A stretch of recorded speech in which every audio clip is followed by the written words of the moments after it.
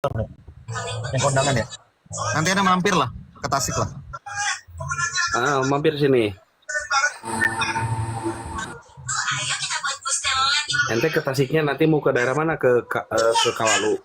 Yang kamari saya bilang itu kemana itu namanya daerahnya lupa pula. Kawalu. Kawaru paling. Mampir atau sebelum ke Kawalu kan lewat saya sini. Aman. Pak Firman, nanya dong. Hati-hati Bro Hilman, dia ini bukan Sunni Ahror ya, Sunni horor ini bahaya Mas Bini. Wes. Soalnya kalau pertanyaan saya itu memang pinggir jurang sih. Bukan pinggir jurang, masalahnya pertanyaanmu itu layak nggak dilabeli pertanyaan? Oke, saya bertanya sekarang karena ini kapasitasnya saya anggap semuanya aku berkompetensi. Saya punya pertanyaan serius terhadap metodologi. Apakah metodologi ini akan terus bertahan seiring dengan berkembangnya ilmu pengetahuan dan zaman? Metodologi apa Mas Bini? Dan jelas lah. Metodologi jarh wa ta'dil ini apakah nanti akan tetap relevansi atau untuk menjadi penilaian terhadap hadis? Coba tanya itu Hilman itu atau teman-teman yang lain. Kalau saya kan dari awal udah menolak metodologi jarh. Ya, bentar Fulbik, saya selesaikan pertanyaannya. Sedangkan perkembangan zaman, terjadinya tahrif dan lain sebagainya. Bagaimana? Apakah jarh wa ta'dil ini dan lain sebagainya terhadap masalah-masalah kekinian tetap jadi fokus terhadap metodologi yang nilainya abadan seperti itu, atau akan ada perubahan dalam metodologi atau ada pengembangan atau ada pengerucutan? Mohon dijawab, apakah bisa seperti itu? Kalau Fulfik bisa ini menjawab ini Fulfik.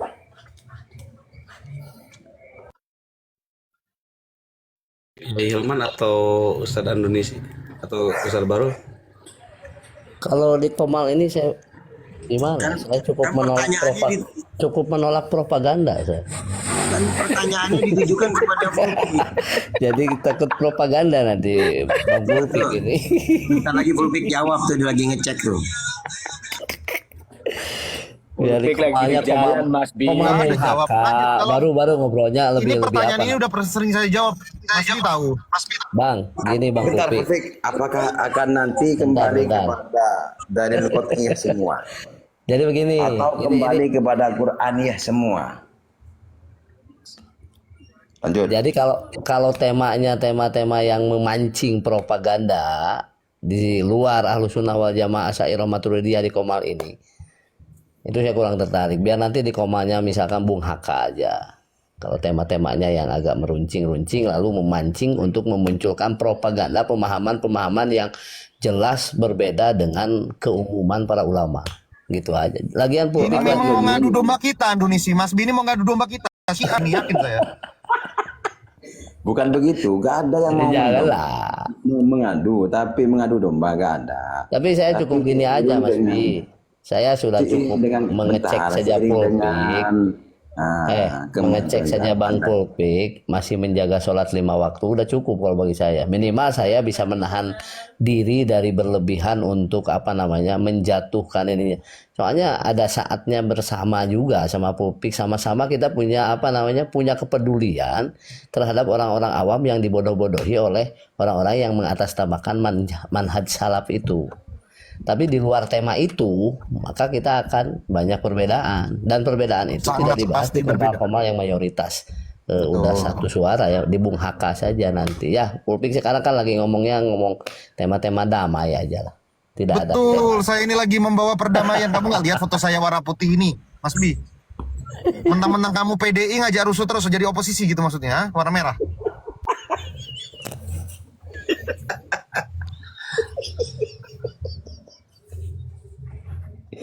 Ya kan saya orang tertarik tadi loh. Saya cuma tertarik ternyata Bro Hilman itu punya mujizatnya Nabi Sulaiman, bisa ngomong sama hewan tadi pas diskusi sama Pasir Kepuh. Astagfirullah. Tahu saya. Baru tahu ternyata Bro Hilman ini punya mujizat Nabi Sulaiman. Astagfirullahaladzim. Udah dipanggil tadi sama Nyai Hilman monyet. Saya itu man, kalau diskusi sama Pasir Kepu, saya suruh kucing saya terjemahin itu.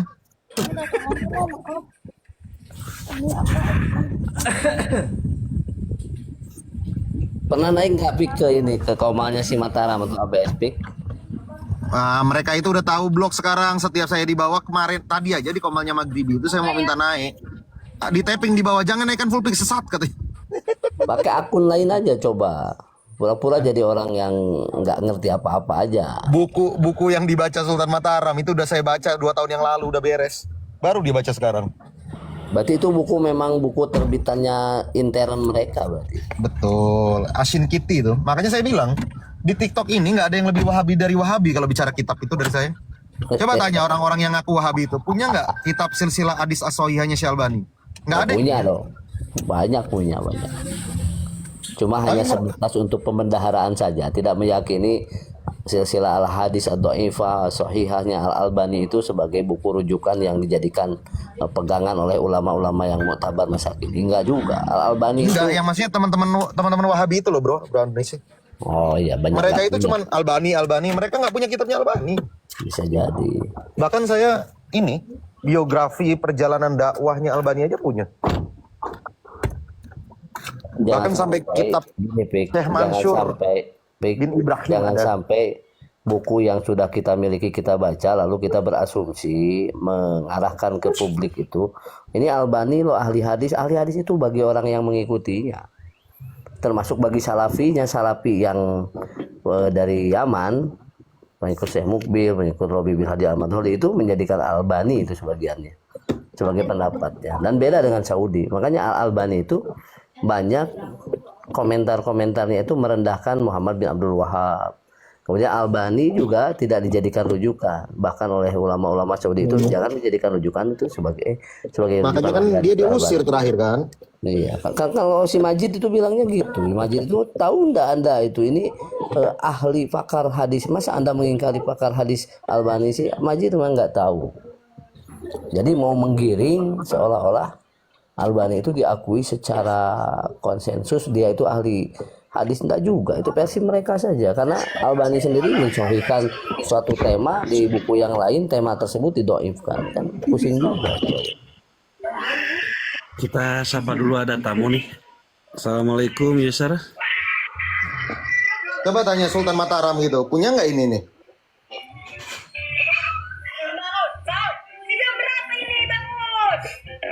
Bang Yusar, assalamualaikum Bang Yusar.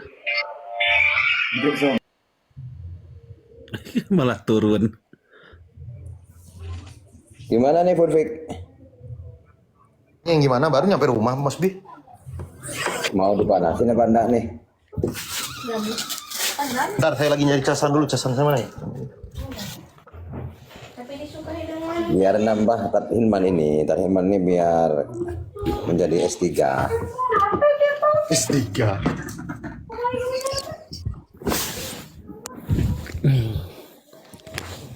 Ini apa si Pasir Kepuh kirain S1 gitu, S2, S3, ternyata STLR ya.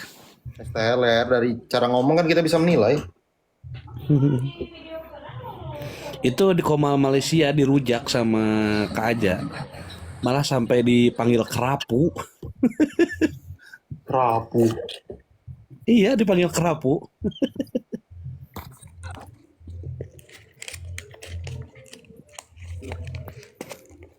Makanya saya pun sampai ya makanya kalau bicara Wahabi, orang-orang yang Wahabi ngaku itu coba misalnya pendapat Albani punya nggak? Tapi kok dibahas terus Furfik gak menarik mereka.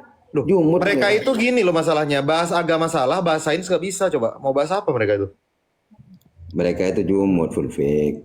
Artinya ya beku otaknya ya seperti itu aja sudah pemahamannya. Jangan bilang beku, gepeng.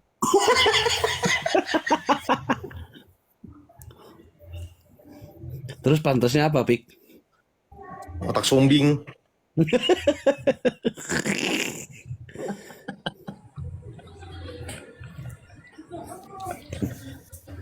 Kita sapa Ya, lagi dia ya. bilang nggak jalan. pemikirannya agak jalan mereka. Ya, karena mereka Bro Hilman, monitor mumpung ada Hilman nih, gua mau nanya. mungkin punya penyakit was-was aja mungkin Fik. Hilman, monitor.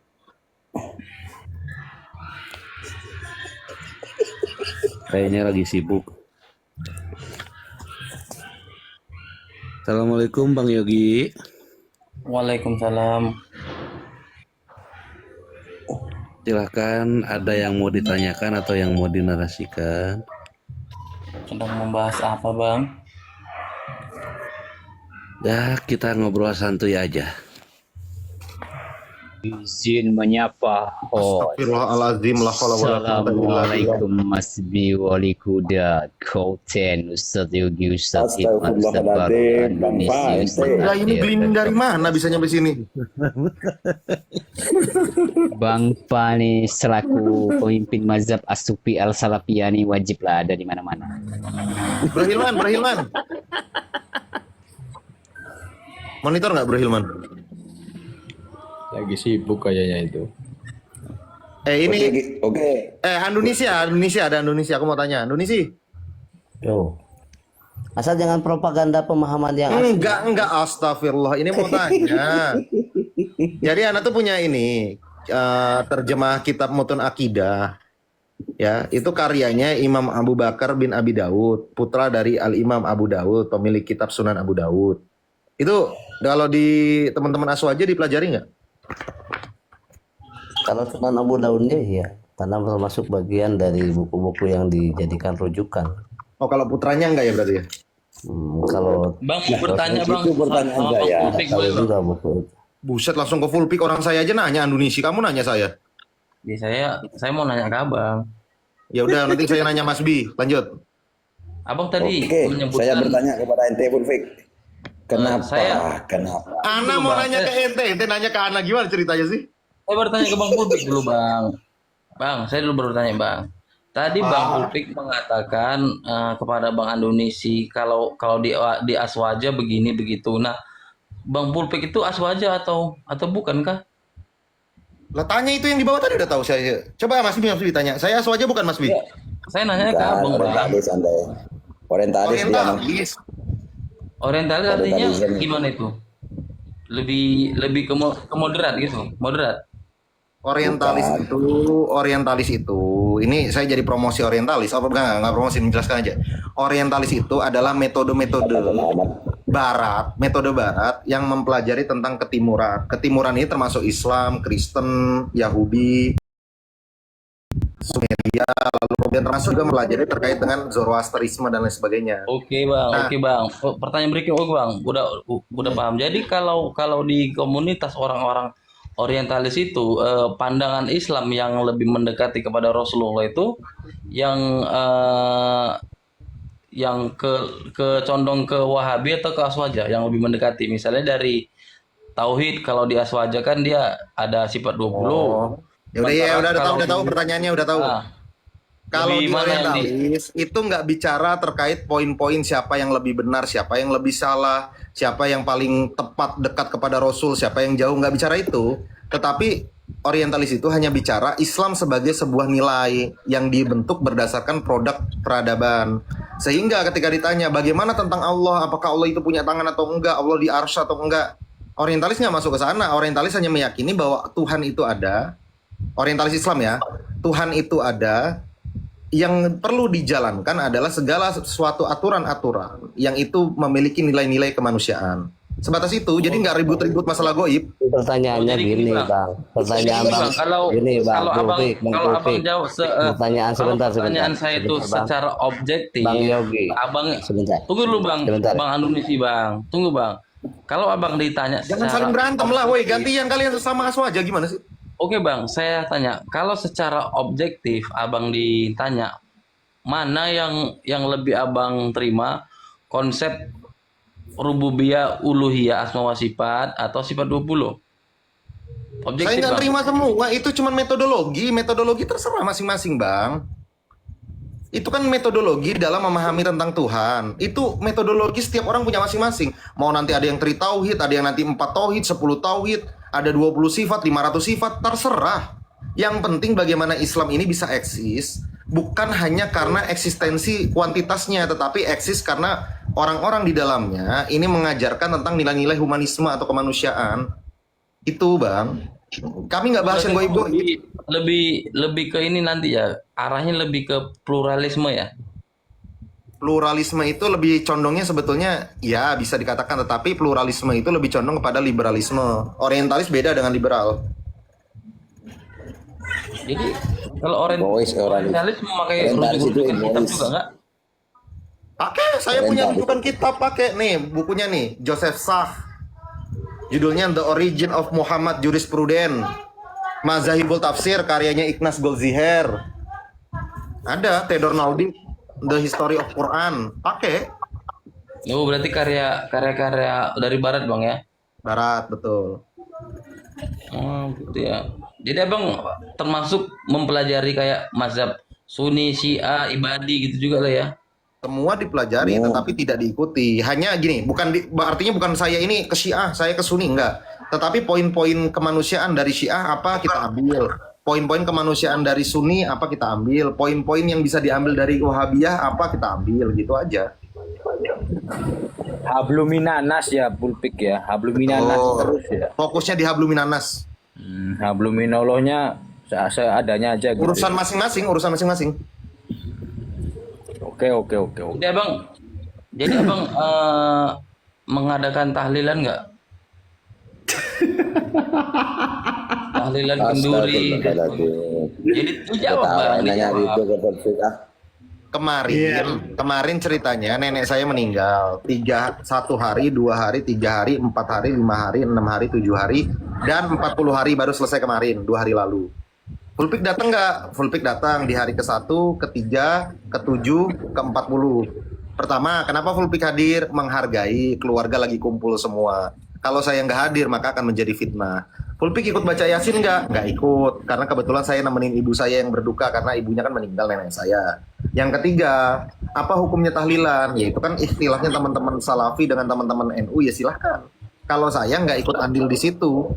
Selama perbuatan itu bernilai kemanusiaan, tidak melanggar norma-norma kemanusiaan, tidak menabrak dan menyusahkan orang, dan tidak menabrak dalil-dalil qot'i Al-Quran, maka silahkan dilakukan. Karena itu prinsipnya adalah kebaikan. Kalau saya. Bang Yogi gitu Bang Ulpik, tapi makanya dia nanya-nanya seperti itu. Kalau antum pro ke Wahabi kayak nanya tentang tauhid itu asal segala bersifat. Oh ini Bukan Bang, bukan Bang, gini Bang. Yang ingin saya tanyakan juga gini kan, kalau di orientalis tahlilan itu kan dia kan orientalis itu, menurutnya kan ke situ tuh. kalau di orientalis itu kan ada pembahasan tentang Mekah, Madinah gitu kan, dan ada pembahasan kota-kota Islam lain gitu kan. Jadi menurut pemahaman orientalis, kemurnian Islam saat ini itu berada di mana? Islam itu tidak pernah dipandang sebagai sesuatu eksisten yang murni dalam sudut pandang orientalis. Dia sebagai jauhar atau sebagai substansi berdiri di atas ketergantungan. Ketergantungan apa? Tergantungan pada interaksi orang-orang sebelum Islam. Jadi nilai-nilai Islam itu adalah nilai-nilai akulturasi. Dia bukan murni. Dia berdiri sendiri Islam itu dengan kebenarannya. Nah, itu kan keyakinan teman-teman Ahlus Sunnah dan teman-teman yang lain yang memang secara sektarian di dalam internal Islam. Nah, kalau orientalis memandang semua agama muncul berdasarkan nilai-nilai peradaban pada masa itu, sehingga teks-teks Al-Quran atau teks kitab suci lah ya, jangan Al-Quran ya. Teks kitab suci lebih umumnya itu berbicara terkait dengan resolusi pada masa itu. Nah, ini perbedaannya sama liberal. Nanti kalau kita lanjutkan ada perbedaan yang mencolok sebenarnya sama liberal, tapi orang kadang salah mengartikan.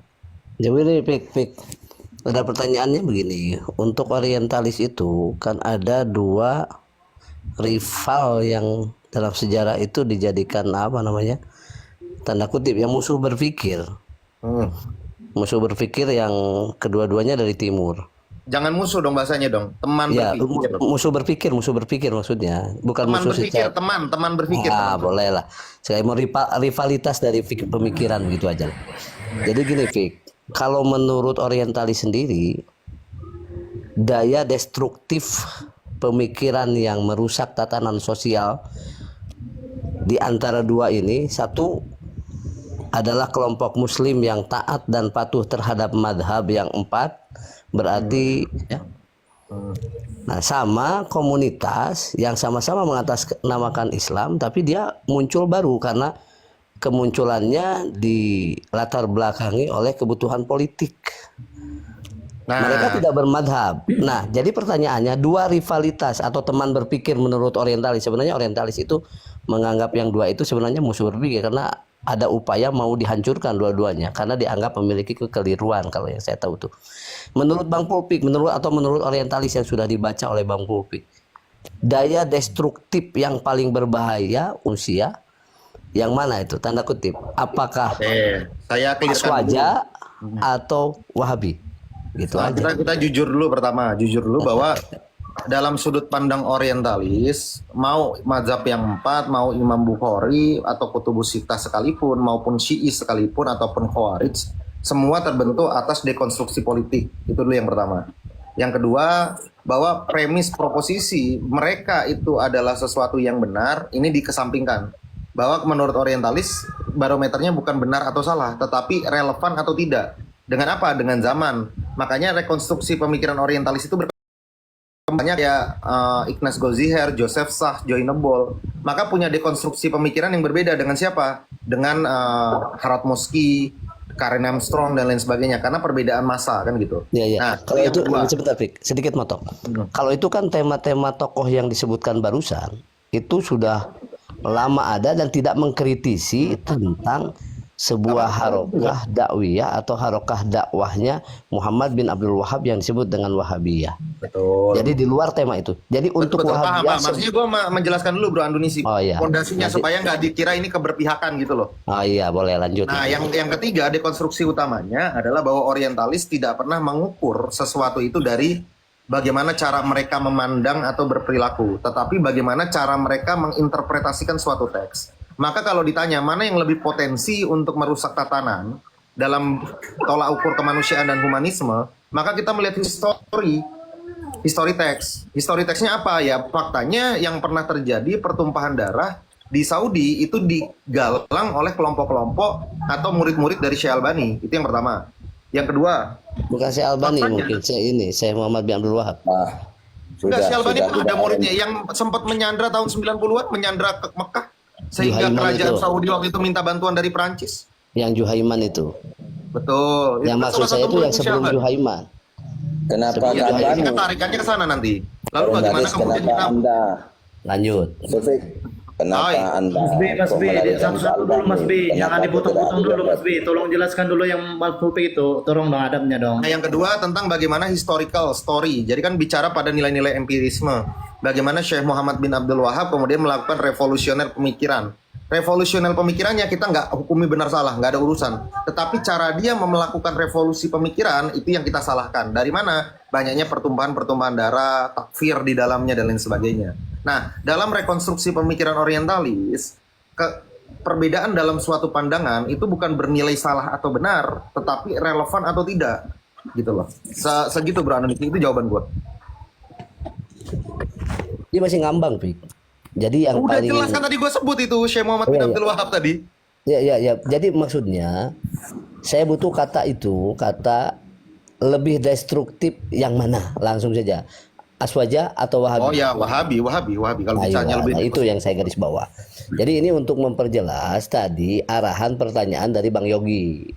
Yogi itu mau bertanya tentang kecenderungan Pulpik nanti berat sebelah kemana? Seolah-olah Pulpik ini berada di garis karena mungkin tanda kutip ya Pulpik punya latar gitu belakang Bang. ormas Saya tahu artinya. cara sholat. Saya tahu Jadi artinya karena Bang- Wahabi itu Bang memang Pulpik begitu. ini kan dia Jadi sudah Wahabi itu menjelaskan begitu. dia itu bukan Wahabi, bukan Aswaja. Jadi saya tidak mengarahkan dia kepada pihak manapun. Memang saya murni ingin bertanya pendapat orang-orang barat itu seperti apa. Nah, yang ingin saya tanyakan kembali Bang, itu kan Bang tokoh-tokoh yang Abang sebutkan tadi si Ignaz dan lain-lain.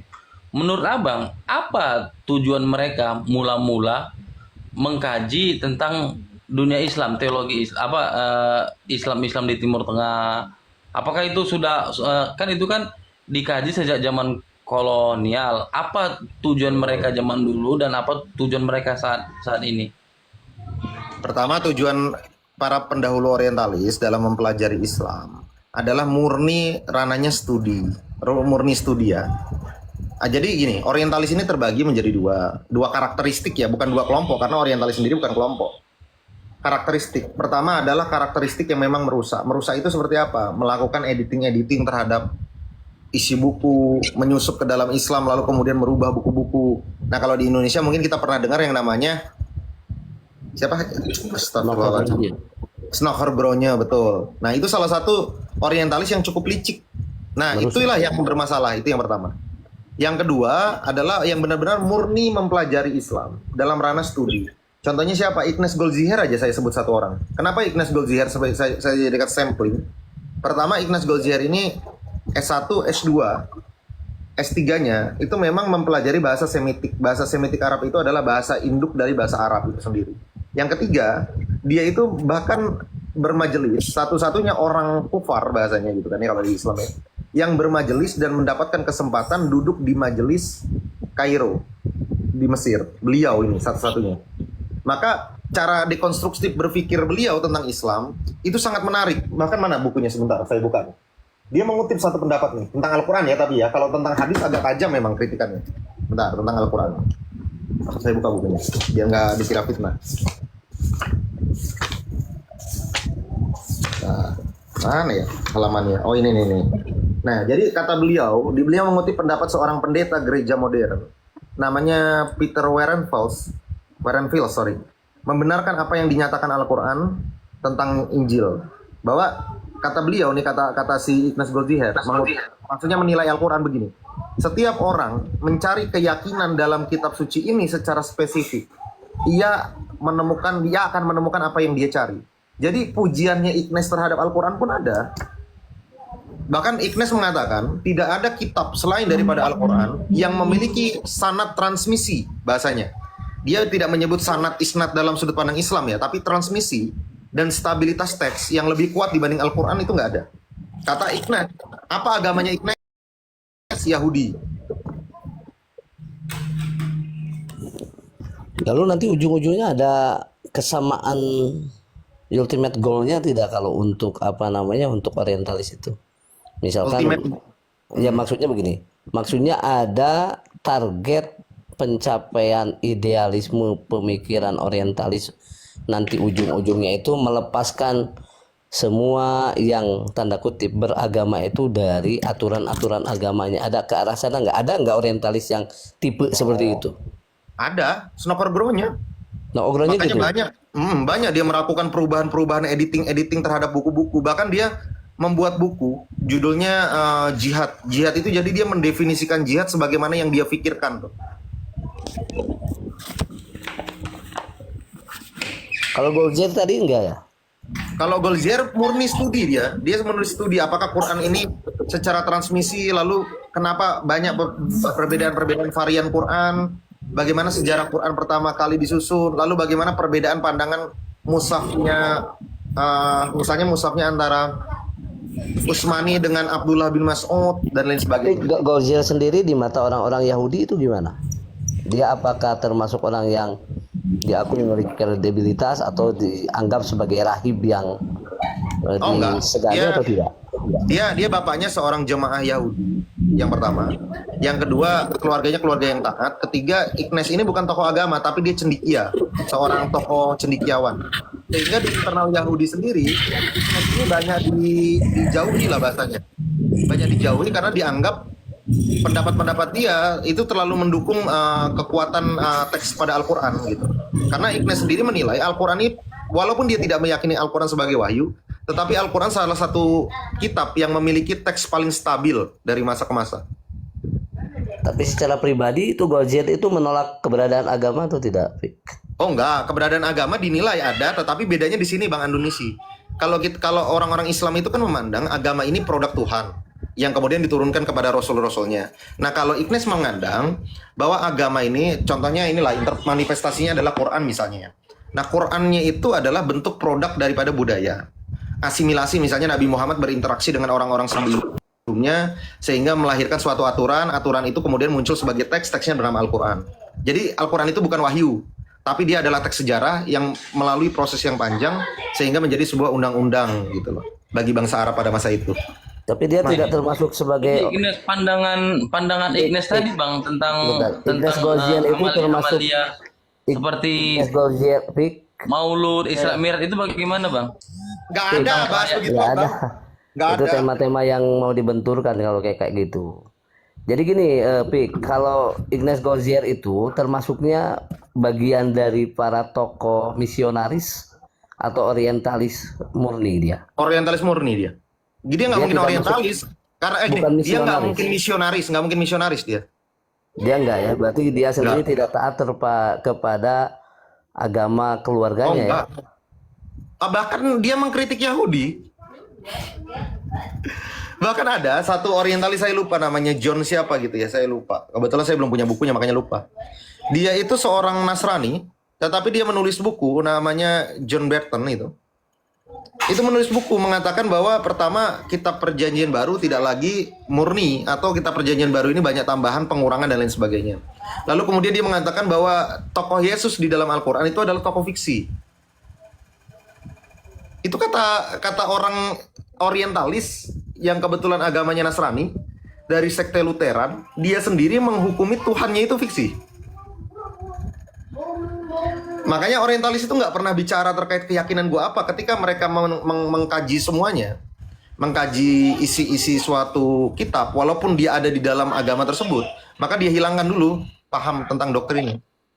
Tapi saya penasaran nengok penjelasan Bang Pulpik ini. Abang bilang dia orientalis, mengkaji tentang budaya-budaya timur termasuk keislaman. Masa iya dia nggak ada mempelajari tentang Mu'tazilah, Sufisme, Wahabisme, Mempelajari Bang, mempelajari, tapi yang dipelajari itu pokok-pokok pemikiran, bukan kok amaliyahnya kayak yasinan, tahlilan, muludan. Enggak begitu. Tapi bagaimana historinya datang? Apa pembahasannya? Pembahasan yang dia bahas apa? Banyak lah, banyak hal. Bahwa sufistik ini adalah adopsi dari neo-aristotelian gitu. Itu salah satu contohnya tuh. Gini Pik. Kalau Gozien tadi Gimana? Jadi dari ajaran paganisme maksudnya ada gitu, Pak? nggak tokoh-tokoh dari tanda kutip ya Islam yang cukup dikenal, dia memiliki wawasan yang luas tentang keislaman, yang menjadikan Gozien ini sebagai orang yang moderat dalam pemikiran? Yang salah satunya make itu gini, kalau dia mengutip secara spesifik Goldziher nggak ada. Tetapi metodologi yang dipakai sama dengan Goldziher itu ada. Fakhruddin Ar-Razi pertama. Yang kedua, metode humaniora yang dipakai keumuman orientalis itu juga dipakai sama Ibnu Khaldun. Tapi itu bukan ada. asumsi itu. Gimana? Bukan asumsi. Maksudnya? Asumsi kecocokan antara Ibnu Khaldun dengan Fakhrul Razi dengan Goldziher itu bukan asumsi. Bukan, secara metodologinya sama. Walaupun mereka tidak saling mengutip atau saling menyebut nama satu dengan yang lainnya. Tetapi metodologi pendekatannya adalah humaniora dan antropologi teks gitu. Itu sama pendekatannya. Ya yang penting gini, Pik, maksud saya itu mau Goldziher mau siapapun dia, kalau atas nama orientalis itu yang kira-kira mau melepaskan kaum muslimin atau agama yang lain dari agamanya, berarti itu yang sangat berbahaya, Pik. Jadi masuknya nanti masuk ke ateisme. Oh, bahkan ateis juga digugat. Saya bikin buku menggugat ateis, Bang. Nih tentang The Quran. Ini Quran nih, Bang Andonis. Teman-teman, ini Quran tetapi tidak ada satupun teks bahasa Arabnya. Ini Quran yang biasa dipakai oleh teman-teman dalam studi orientalis barat modern ya. Ini dari Oxford University. Ini saya pastikan dari 1.000 orang di Komal mungkin satu aja yang punya ini teks ini. Terus Pulpik sendiri gini, Pik. Jadi ke tema lebih mengkerucut enggak apa-apa ya, Pik ya? Ini Boleh. juga diskusi. Kalau Pulpik sendiri kan melaksanakan sholat 5 waktu ya, masih ya? Masih. Luar biasa. Masih dong. Bagus. Tapi kalau pertanyaan saya itu, apakah Pulpik meyakini bahwa sholat itu berpahala atau hanya sekedar menjaga keamanan diri dari komentar-komentar negatif atau merusak tatanan sosial komunikasi antar keluarga? Itu yang kedua jawabannya. Yang tadi saya juga jawab. Jadi tidak berpahala kalau sholat. Karena ini perbedaannya sudut pandang tentang pahala berarti di situ. Iya. Gimana, Pik? Apakah Enggak, masuk kepada saya keyakinan menilai sholat pahala itu itu adalah hanya kebaikan. Tapi gini, Emang- Pik, Pik. Oh. Maksudnya pulpik melaksanakan sholat mulai dari gerakan, kemudian bacaan, itu hanya sebuah ritual yang tak bermakna atau ritual yang bermakna. nanti bermakna, berarti Bermakna. berpahala. Bukan, Berpahala. maknanya bukan pahala.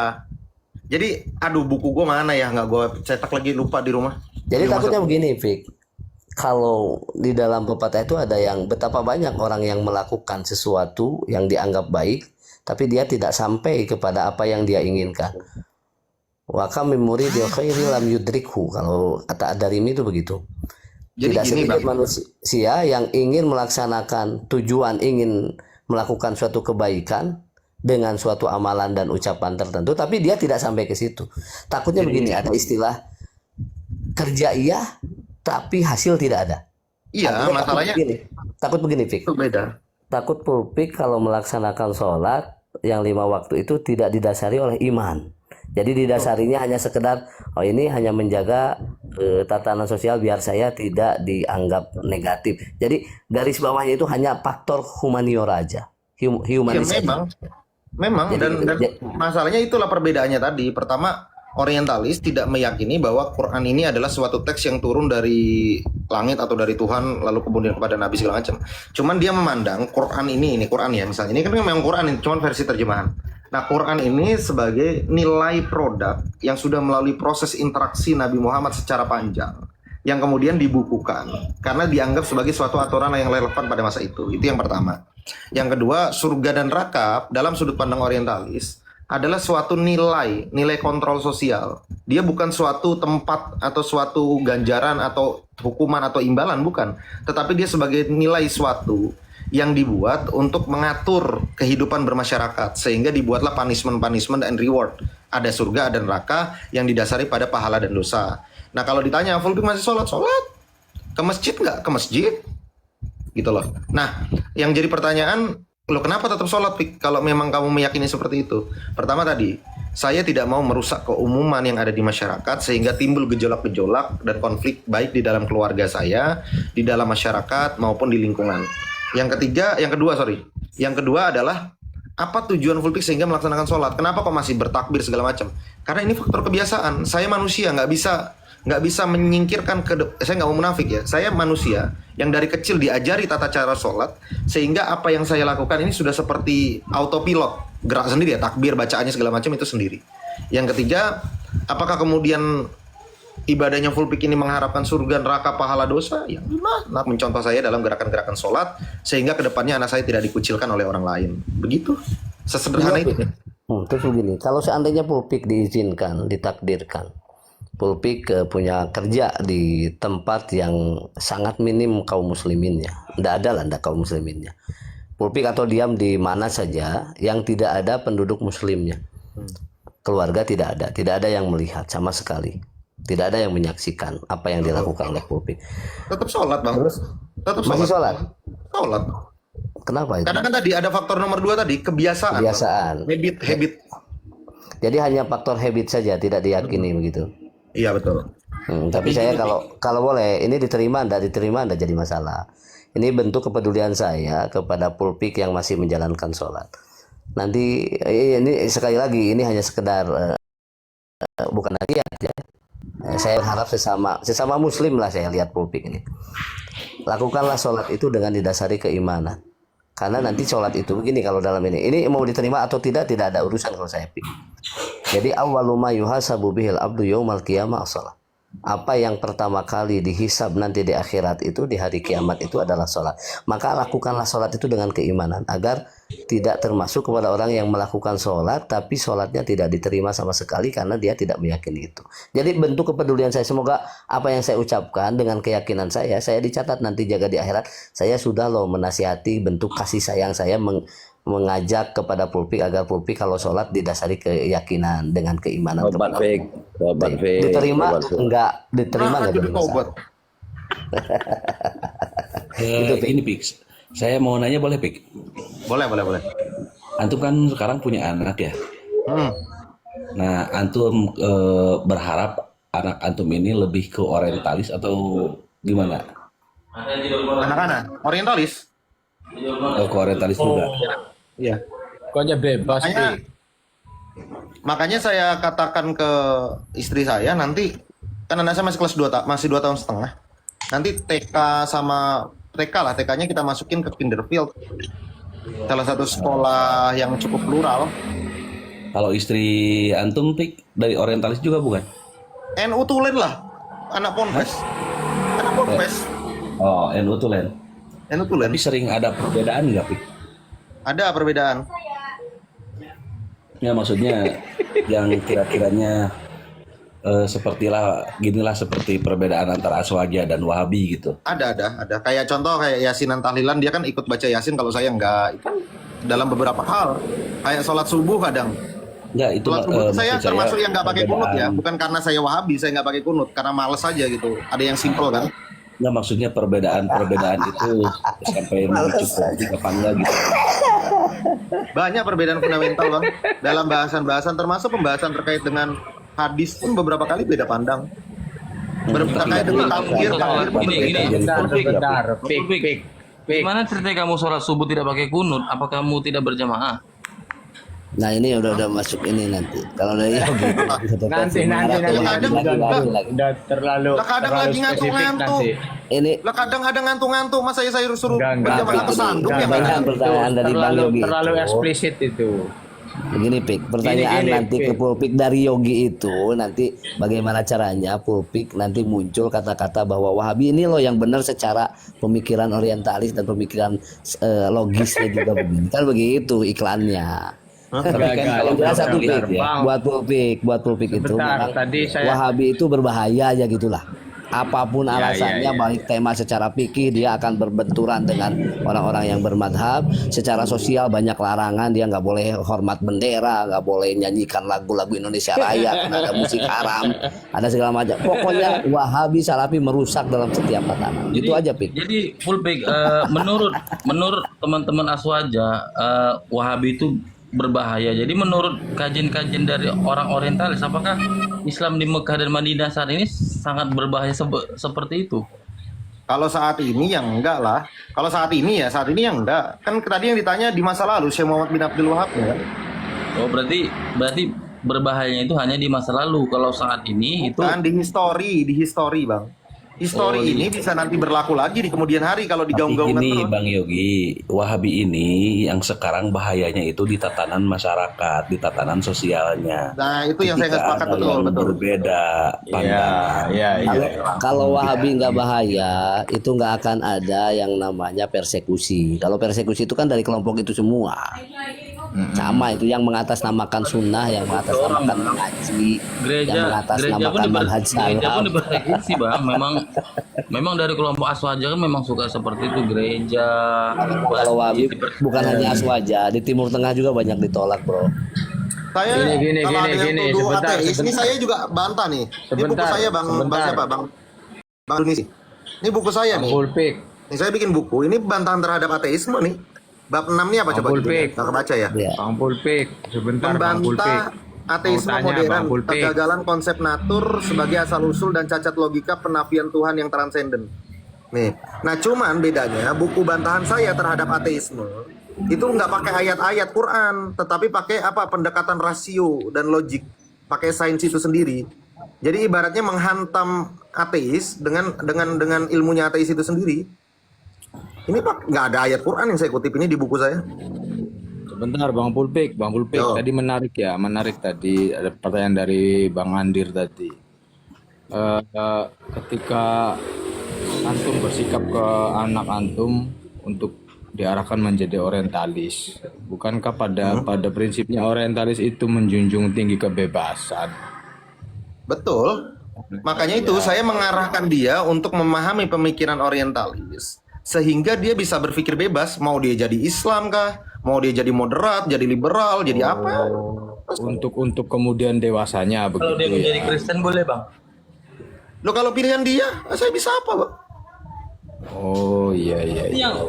Yang mengganjal di pertanyaan saya itu bang, orientalis itu kan mempelajari Islam untuk mencari kelemahan Islam, bukan untuk menambah keimanan. Nggak ada begitu. Itu Kenapa abang? framing gitu. Kenapa abang mengambil rujukan-rujukan dari orang-orang orientalis Framing. ketimbang mengambil Mana? rujukan ulama? Enggak itu Bang Mana? Yogi, itu Framing itu. misionaris, beda dengan Misionaris. orientalis.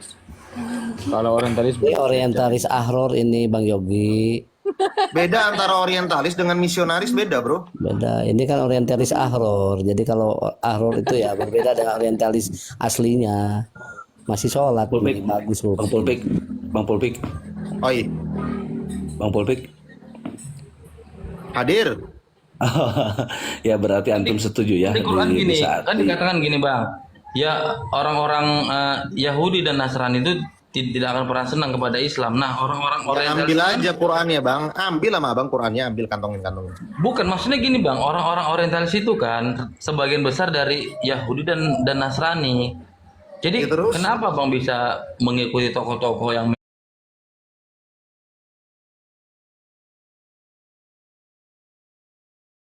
mengikuti tokoh-tokoh yang memang tidak beriman kepada Quran ketimbang tokoh-tokoh yang jelas-jelas bersumber dari Quran itu sendiri. Bukan kayak itu kayak kerancuan itu bang, cacat berpikir gitu bang. Yogi ini nggak nangkep ya, dasar pondasi tadi udah dijelaskan loh semua, padahal Quran itu dari mana, sudut pandang orientalis tentang Quran. Terus dia sodorin Quran ke gua gitu. gini Bang Pulpik. Maksudnya, Bang Pulpik. maksudnya kenapa bang mengambil dari ulama-ulama orientalis? Udah lagi, belajar lagi lah. Kalau orang lagi menjelaskan, kalau hafalan lu itu laisa bisikoh, lu catat gitu minimal tuh. Wah, pakai istilah sikoh nih sekarang sudah. Lah biar dia tahu loh, nanti kalau gua pakai nanti istilah lain, lama-lama pakai ribet. istilah mutawatir Pulpik. Bang Pulpik, berarti antum setuju ya? Ada kemajuan nih Pulpik. Ini di zaman ini yang lebih berbahaya itu Wahabi karena Wahabi merusak tatanan sosial ya. Tatanan sosial ya, merusak nilai-nilai kerukunan ya. Nah, berarti antum setuju. Setuju, kalau di Indonesia iya. Karena memang orang-orang Wahabi ini gampang untuk menyerang orang-orang yang di luar pemahamannya. Saya jawab ya pertanyaan Yogi. Gini ya. Jawab. Bang Andir, itu lebih kepada implikasinya kalau menurut saya ya. Iya. Lebih substansinya itu mereka lebih merusak cara berpikir sehat, akal sehat saja sebenarnya, gitu kan Bang Rubik. Nah, karena Kalau cara yang berpikir gimana, sehatnya Pulpik? itu sudah didistorsi, maka implikasinya jadi tantangan sosial dan segala macam. Saya kira seperti itu ya Bang Fulpik. Embrio Kalau dari Metatron cacat gimana, Fulpik? berpikirnya gitu. Apa? Metatron. Goblok. Istilahnya sekte Wahabi ini sudah merusak dari embrio cara berpikir akal sehat gitu loh. Loh, Begini kalau- loh, kalau- yang saya maksud itu si Pulpik ini belajar Islam dari para pembenci Islam. Bagaimana bisa seperti Pembenci itu? lagi Yang- coba. Itu yang saya tanya. Loh, Yahudi Nasrani itu kan membenci kepada Islam, mereka tidak akan redo. Kamu kan sedia- bilang itu membenci pada Islam, kamu merujuk Al-Baqarah 120 kan? Iya. Nah masalahnya sudut pandang kita terhadap Al-Quran itu udah berbeda premis dasarnya. Tadi kan udah dijelasin. Gimana sih? Cara kita memandang Al-Quran itu yang berbeda. Kamu memandang Al-Quran ini sebagai bentuk produk turun dari langit yang diserahkan kepada Jibril kepada Muhammad menyampaikan, kan begitu, lalu dimusabkan Zaid bin Sabit. Sedangkan Fulpik menganggap bahwa Al-Quran ini tercipta berdasarkan nilai produk budaya, interaksi yang panjang